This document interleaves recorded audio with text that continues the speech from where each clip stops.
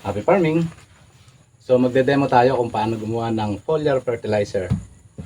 So yung kalimitang ginagawang foliar fertilizer natin ay yung tinatawag na fermented plant juice, fermented fruit juice, and then yung isa ay fish amino acid.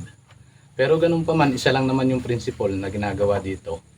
At ang unang-una, ang medium sa paggawa ng ating mga foliar fertilizer, kalimitan ay nagmumula lang sa tinatawag natin na molasses. Kaya ito, umorder tayo ng molasses. Kasi kailangan yan ng ating mga saging dahil dumaan yung bagyo para matulungan natin siya sa reproduction period niya and then sa growing niya ay tutulungan natin gagawa tayo ng fermented plant juice combined with fermented fruit juice. Ano ba ang fermented plant juice? So ang fermented plant juice ay ito yung kalimitan ng mga dahon ng ating mga halaman na pangunahing ginagawa dito ay dahon ng kakawate o yung madlo de cacao, and then yung minsan ang ginagamit din ay yung malunggay. So marami naman ang pwede na gamitin. Kung ano yung mga green na nakikita natin sa ating farm, pwede natin i-chop-chop siya, then gawin natin na fermented plant juice. So ano naman itong fermented fruit juice? So ang fermented fruit juice naman, which is manggagaling siyempre sa fruits, no? Na dahil ang tanim natin ay itong mga saging, so kumuha rin tayo ng saging, chinap-chop natin siya para na sa ganon siya ay magsilbing foliar fertilizer na rich siya sa potassium. So yun yung kailangan ng ating saging. Kaya nag-prepare tayo dito at papakita ko sa inyo yung mga natumba ng bagyo. Meron tayo ditong mga bunga ng saging. Kung mga papansin nyo, ayan. Ito yung ating mga saging.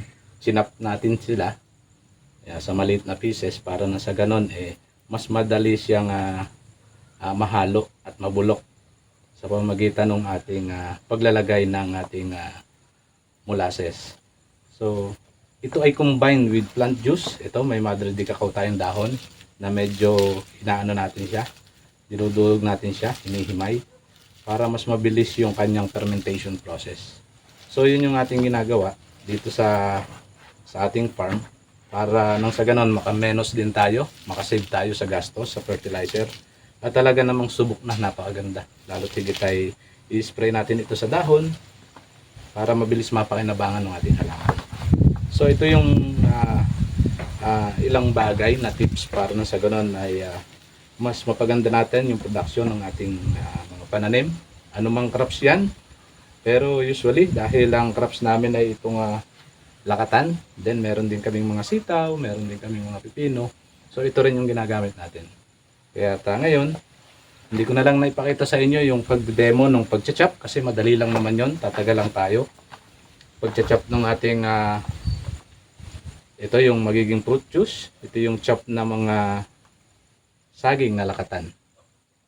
So hindi natin na ilahat, pakita ko sa inyo yung lakatan ng saging namin na natumba ng bagyo. So ito siya, natumba siya nang hindi pa siya matured kasi nga ayan, hindi na lumaki. So ito yung ginagawa natin na fermented fruit juice. Sinap-chop lang to, then inilagay natin dito sa ating lagayan. Pero dahil hindi tayo nakontento, gusto natin na kasi kung fermented plant juice ang gagamitin mo, ang makukuha mo talaga ay rich in nitrogen. So yun yung mangyayaring foliar fertilizer natin. Kaya hindi tayo nakontento kasi nasa fruiting stage yung ating saging. So kailangan din natin ng rich in potassium para sa ganon mas gumanda yung quality ng bunga niya. Kaya nag-chop tayo ng mga ganito. Ito na nga yung lakatan, kasamahan itong ating nakikitang to. Kasamahan ito. So, ayun, pinag-combine lang natin, then lalagyan natin siya ng ating molasses.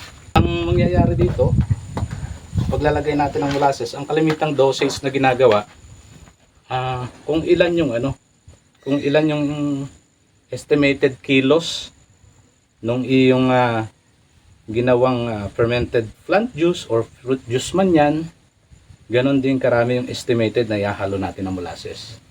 Para sa ganon magkakaroon ng pagkain yung mapuproduce natin ng good microorganism na magmumula do sa ating plant juice at fruit juice. Magsisilbi lang itong pagkain nila habang nagpe-ferment para lumakas yung production ng microorganism na good bacteria na magiging foliar fertilizer natin. So kaya nag-order tayo sa Shopee. So para doon sa magtatanong, in-order ko lang din siya 1,400 25 kilos 25 kilograms na molasses. So ayan, lalagay lang natin dito, then ihahalo natin siya. Pagkahalo natin, tatakpan natin at itatabi na natin doon sa lugar na medyo hindi masyadong nasisikatan ng araw, sa medyo madilim, para sa ganun mas mabilis yung fermentation process ng ating ginagawang foliar fertilizer. So lagyan ko pa kasi kulang pa siya.